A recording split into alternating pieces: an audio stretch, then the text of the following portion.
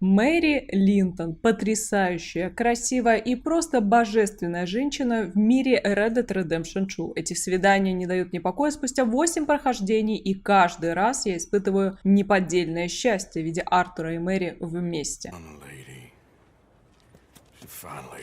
Прочитывая первое письмо от Мэри, я уже радуюсь, как маленький ребенок. Мы всего лишь спасаем младшего брата Мэри от чешуистов, и эти несколько секунд разговора с единственной женщиной Артура божественны. Их бурная история любви осталась в прошлом, как им казалось. Мэри не состояла в банде Дача Вандерлинде, однако они смогли познакомиться на просторах Дикого Запада. Отец Мэри, как и сама Мэри, были против того, что Артур состоял в банде Дача, и в какой-то момент она ушла. Мэри вышла замуж за другого мужчину, который скоропостижно скончался от пневмонии. И как же вовремя Джейми, младший брат Мэри, попал к чешуистам. Был ли у Мэри выбор попросить помощи у кого-нибудь другого? Ну, конечно же был. Сердце Мэри трепетало от счастья, что она видит свою главную любовь всей жизни. Как же она стеснялась перед ним, и при этом они даже успели повздорить. Но она была так счастлива, как и он. Я не знаю, почему вообще в игре есть выбор не помогать Мэри. Кто вообще может не помогать Мэри? Это же кощунство. И вот он, первый стук сердечка, когда Мэри ускользает от тебя на поезд и говорит: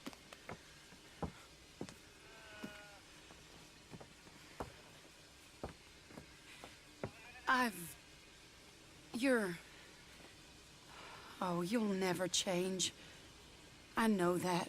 Артур размышляет, что чувствует себя идиотом, но на самом деле он счастлив, что наконец увидел свою ненаглядную лучшую женщину всего бытия. Мэри поступила правильно. Она не поощряла образ жизни Артура и любовь любовью, но в таких ситуациях нужно уходить. Жаль, что Мэри не стала для Артура мотиватором, чтобы уйти из банды. Во-первых, он бы пожил подольше, а может и вообще бы никогда не заболел. А во-вторых, смог бы пожить честной жизнью какое-то время с любимой женщиной. А в итоге и не женщины, и Дач повел себя отвратительно. Второй раз и последний, к сожалению, мы снова получаем письмо от Мэри, которая не может разобраться со своим отцом, и здесь уже разговор переходит в более плавное русло. Да, Артур злится на отца и немного на Мэри, но она не кричит на него, старается сгладить ситуацию и так на него смотрит, и он так на нее смотрит, и вообще... И он случайно, абсолютно случайно подходит чуть ближе к ней, и этот момент, господи, боже мой. В общем, вы поняли, это мои самые любимые миссии. Видно, что Мэри всячески пытается задержать Артура, а он, в свою очередь, не делает резких движений, хотя была бы их воля, господи, боже мой. Мэри предлагает Артуру сходить в театр. Да он бы куда угодно с ней пошел, если бы она попросила. Конечно, мы идем, и вот после театра происходит самый прекрасный диалог, действия которого могли бы перевернуть все. Мэри предлагает прямо сейчас вместе с ней сесть на поезд и уехать. Прямо сейчас. Забыть обо всех и уехать. Она молодец. Несмотря ни на что, она все еще не теряла надежды, и из слов Артура мы понимаем, что он ее тоже любит и объясняет про деньги и розыск. Однако он был неправ. При желании Артур с Мэри могли бы спрятаться, но дело это было в даче, только в даче Вандерлинде, которому Артур был предан. Даже Мэри уже сдалась и решила пожить для себя, не слушать отца, не присматривать за братом. Даже она уже поняла, что любовь победила. Однако Артур еще был в вечных сомнениях и не понимал, что делать. В итоге все остались у разбитого корыта. Мэри вернула кольцо Артуру, и в итоге мы видим ее в титрах, плачущей у могилы Артура. Мэри Линтон поступила правильно. Несмотря на всю любовь к Артуру Моргану, она не загубила свою жизнь, бросив все и начав жизнь с ним в банде. Девочки ее недолюбливали, потому что она не позволяла вытирать об себя ноги, в отличие от остальных, которые просто прибились и выполняли все, что скажет им Гримшоу. Во-первых, у Мэри была семья в виде отца, который сильно влиял на свою дочь и помог ей не угробить себя в силу подростковой любви. Однако, в свою очередь, с годами отец стал выжимать из своих детей все. Он был хамский, злой и агрессивный, и в свою очередь он стал играть в карты и выносить из дома ценности на продажу. Мэри поняла, что у нее больше нет отца, когда он выкрал мамину брошь, которая принадлежала не всей семье, а именно Мэри. Дочь поняла, что с нее хватит. Джейми уже тоже не было 4 годика, и Мэри поняла, что время пришло. Она была готова все бросить здесь и сейчас, но вот Артур Артур не смог. К нашему большому сожалению, не смог, за что и поплатился. Жаль, что Мэри не навещала Эбигейл после смерти Артура. Они были бы хорошими подругами. Жаль, что Мэри в игре так мало, и я бы очень хотела какое-нибудь дополнение или же небольшой ролик от студии, как они познакомились. С одной стороны, мне нравится, что на любви не делался слишком большой уклон. Однако мне так хочется чуть больше любовной любови и чуть больше счастливых Артура